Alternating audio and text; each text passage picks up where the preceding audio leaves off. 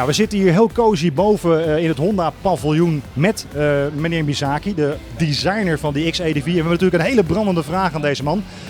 Waarom de XADV? Nou, we hebben ook de translator voor Mr. Misaki, want hij is uiteraard Japans. Hij praat ook Japans. Dus we krijgen de antwoorden via zijn vertolker.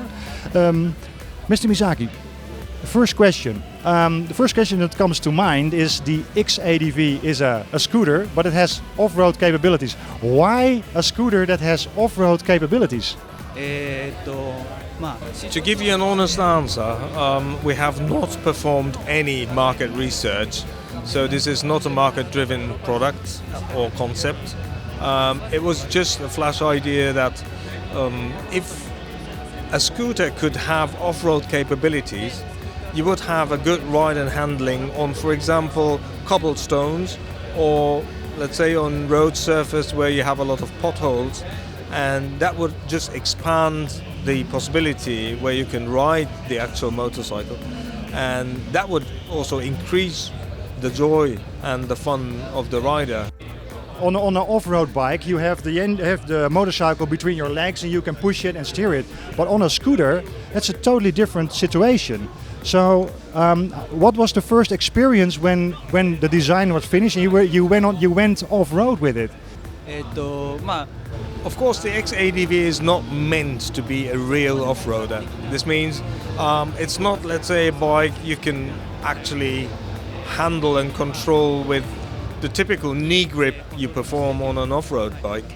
However, when we first tested the XADV on an off-road situation, we were actually really surprised about the controllability, especially that you can even slide control the rear end while having a seating position, and that was really surprising.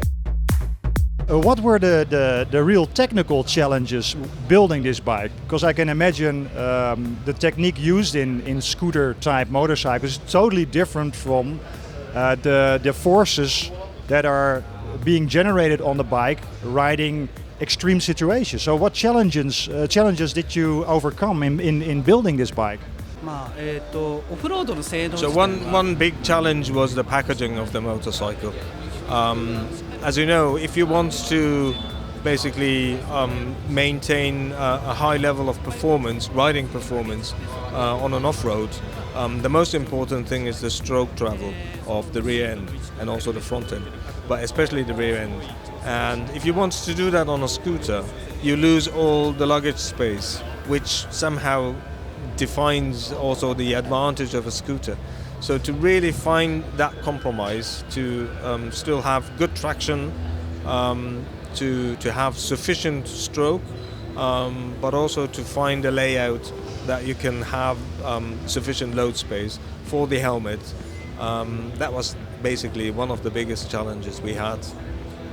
What is the expectation from Honda in selling units? How many units do you think will be sold worldwide? It's a very difficult question because we haven't had any previous model where we can pull some experience data. So it's very difficult to predict. However, our ambitious goal is to sell 10,000 a year.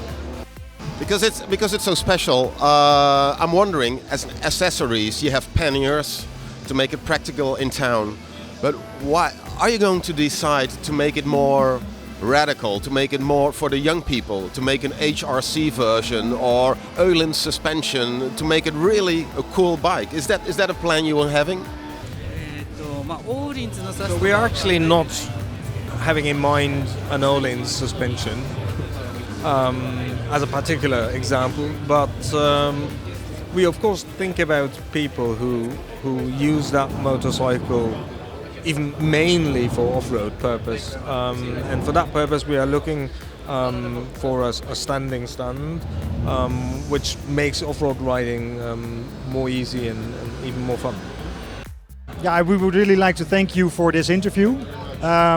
Dit was het meest wonderlijke interview wat Joost en ik denk ik in tijden hebben gedaan over 6 tijdzones en 14 taalbarrières, maar ja, top.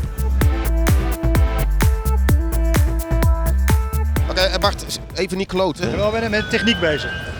Nee, even techniek hier. Dit dan.